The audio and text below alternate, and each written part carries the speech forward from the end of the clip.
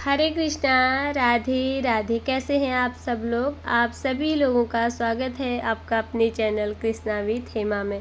तो आज की ये वीडियो मंगलवार व्रत पूजा विधि की है, जिसमें मैंने बहुत ही सरल पूजा विधि बताई है। मंगलवार के दिन हनुमान जी की पूजा के लिए हमें एक चौकी लगा लेनी है। घर के मंदिर पर भी ये पूजा कर सकते हैं आप लोग। हनुमान जी को लाल रंग का वस्त्र बहुत अधिक प्रिय है, तो मैंने यहाँ पर लाल रंग का वस्त्र बिछा लिया है। आप चाहें तो इसमें लाल पीला जो भी कपड़ा आपके पास हो बिछा सकते हैं। उसके बाद हम चावलों का आसन देते हुए हनुमान जी की मूर्ति विग्रह या फोटो को विराजमान करेंगे। मेरे पास यहाँ हनुमान जी की एक तस्वीर है, मैं यहाँ पर उनको विराजमान करूँगी। और जब भी आप हनुमान जी का पूजन करें, उनके साथ भगवान श्री रामचंद्र जी का भी पूजन जरूर से करना चाहिए। यहाँ पर मेरे पास जो तस्वीर है उसमें श्री रामचंद्र जी भी विराजमान हैं, तो उनका भी हम पूजन कर लेंगे। और सबसे पहले पूजा में गणेश जी की पूजा होती है, तो गणेश जी की मूर्ति विग्रह को भी मैंने विराजमान कर लिया है। सबसे पहले हम एक घी का दीपक प्रज्वलित करेंगे। ज्येष्ठ का महीना ये चल रहा है, जिसे हम जेठ का महीना भी बोलते हैं, और इस महीने में मंगलवार के दिन हनुमान जी की पूजा का विशेष महत्व है।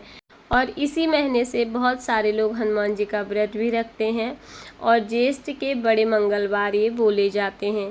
कहते हैं इस महीने में जितने भी मंगलवार हो, उसमें हनुमान जी की आप पूजा अर्चना वंदना करते हो, तो वो आपकी सभी मनोकामनाओं को पूर्ण करते हैं। अपनी विशेष मनोकामनाओं की पूर्ति के लिए भी इस पूजा और इस महीने के व्रत रखे जाते हैं। बहुत सारे लोग इस दिन अखंड दीपक भी प्रज्वलित करते हैं बजरंगबली के सामने। तो यहाँ पर मेरे पास तस्वीर है, मैंने उन्हें विराजमान कर दिया। अब पुष्प की सहायता से उनका हम अभिषेक करा लेंगे। अगर आपके पास धातु की मूर्ति विग्रह है तो फिर आप उन्हें भी अभिषेक करा सकते हैं। तस्वीर में जिस तरह से अभिषेक होता है, भाव रूपी अभिषेक जिसे हम बोलते हैं, वो हमने करा लिया है। इसी के साथ ही हम उन्हें वस्त्र स्वरूपी कलावा समर्पित कर देंगे। सबसे पहले गणेश जी को और उसके बाद हनुमान जी को। और जैसा कि मैंने आपको पहले बताया, हनुमान जी की पूजा के साथ साथ भगवान श्री रामचंद्र जी की भी पूजा हमें ज़रूर से करनी है। अगर आपके पास उनकी तस्वीर या मूर्ति विग्रह है, तो आप हनुमान जी की पूजा में भगवान श्री रामचंद्र जी को भी ज़रूर से विराजमान करें। तो यहाँ पर हमने वस्त्र स्वरूपी कलावा समर्पित करने के बाद, अगर आपके पास जनेऊ है, हनुमान जी को जनेऊ भी आप ज़रूर से चढ़ाएं, और भगवान श्री गणेश जी को भी। फिर आपके पास नहीं है तो फिर आप वस्त्र स्वरूपी कलावा ही उन्हें समर्पित कर सकते हैं। उसके बाद हम करेंगे लाल सिंदूर से उनका तिलक। सबसे पहले भगवान श्री गणेश जी का, फिर हनुमान जी का, भगवान श्री रामचंद्र जी का। बजरंगबली हनुमान को ऑरेंज कलर का जो सिंदूर है उन्हें वो समर्पित किया जाता है। और स्त्रियां कभी भी हनुमान जी को चोला नहीं चढ़ाती हैं, पुरुष ही उनको चोला चढ़ा सकते हैं। हनुमान जी की पूजा स्त्री और पुरुष दोनों कर सकते हैं, और दोनों ही लोग उनका व्रत भी रख सकते हैं। पर जो चोला होता है वो सिर्फ पुरुष ही उनको चढ़ाते हैं। यहाँ पर मैंने हनुमान जी को, श्री रामचंद्र जी को भी तिलक कर लिया है, और अक्षत यानी कि साबुत चावल उन्हें समर्पित कर दिए हैं। यहाँ पर हनुमान जी के लिए आप फूलों की माला लाए हैं तो वो पहना दें उन्हें, और कोई भी पुष्प जो भी आपके पास है वो चढ़ा दें।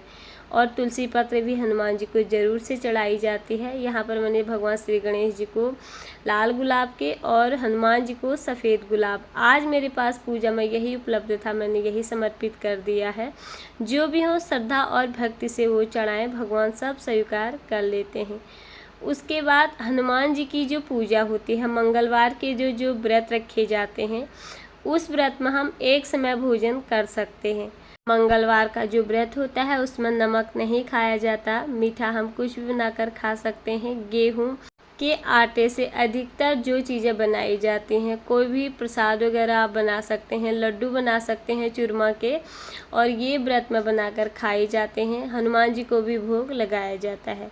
बजरंगबली की पूजा में आप उन्हें लड्डू का भोग लगा सकते हैं। भोग में घर पर बूंदी के लड्डू, बेसन के लड्डू और कुछ न हो तो आटे के लड्डू बनाकर भी आप उन्हें भोग लगा सकते हैं। बजरंगबली को फल बहुत अधिक प्रिय हैं। यहाँ पर मैंने केले और आम का भोग लगा लिया है और आपके पास जो भी ऋतु फल हो उनका भोग लगाएं।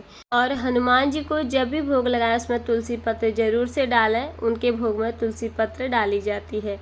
यहाँ पर जो भोग हम भगवान श्री गणेश जी को लगाएंगे उसमें तुलसी पत्र हमें नहीं डालनी है।